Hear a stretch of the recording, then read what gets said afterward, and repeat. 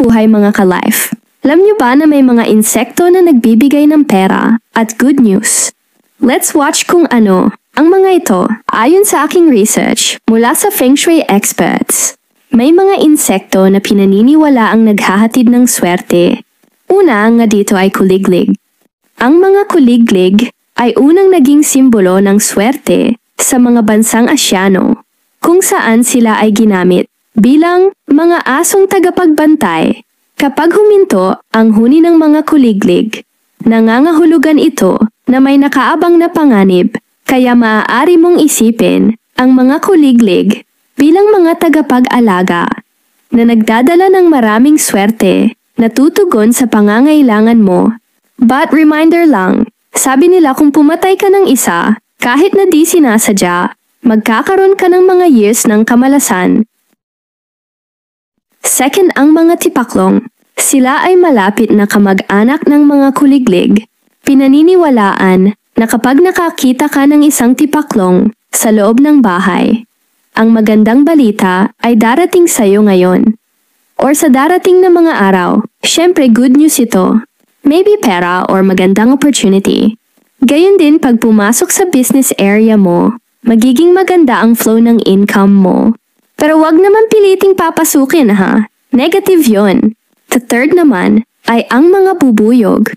Dahil sila ay nagbibigay ng magandang swerte.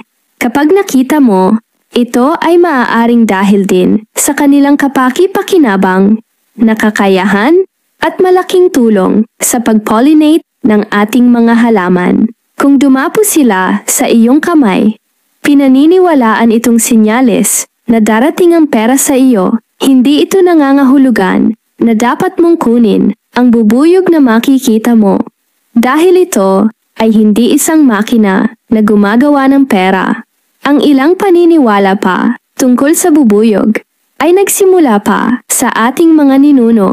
Sa kasalan ay pinaniniwalaang kung nakagat ng bubuyog ang kinakasal na babae, ito ay sign na unfaithful siya at siya ang sisira sa relationship nila.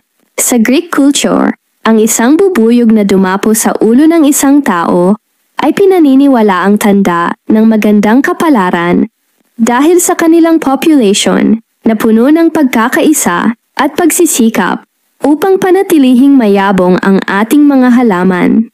Masakit lang talaga ang kagat pagkadapo alisin mo na. Gayun din ang mga bubuyog sa bahay ay pinaniniwala ang senyales ng isang parating na visitor na magdadala ng good news. Ngunit kung ang bubuyog ay papatayin sa loob ng bahay, ito ay pinaniniwala ang tanda ng alinman sa malas, masamang bisita, o isang karaniwang bisita na may masamang balitang dala. Fourth ay ang mga butterfly ay karaniwang mga insekto na nakikita sa fairy tale setting na nagpapalakas sa concept ng magic at dreams. Bukod sa kadahilan ng napakaganda nila, ang mga butterfly ay simbolo din ng pagbabago kung ikaw ay dumaraan sa isang malaking transformation ng life. Ang makakita ng isang paru-paro ay maaaring maging tanda ng swerte at magandang kapalaran na darating kasama ng mga pagbabagong naghihintay sa future. Ika-fifth ay ang generous na ladybug. Sa kasaysayan at cross-culturally, ang mga ladybug ay pinaniniwalaan na ubod ng swerte.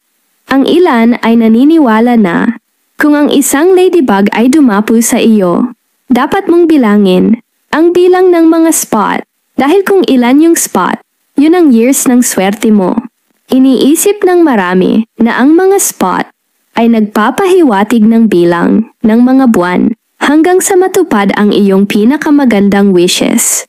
Kung tapos mo itong video ko ay isang pasasalamat muli sa watch time na inilaan mo. At kung di ka pa nakasubscribe, pekinemin. Palambing po. Dear followers, thank you sa patuloy na support sa Life's About channel. Sa pag-like, pag-share, at comments. God bless at ingat tayo palagi. Bye!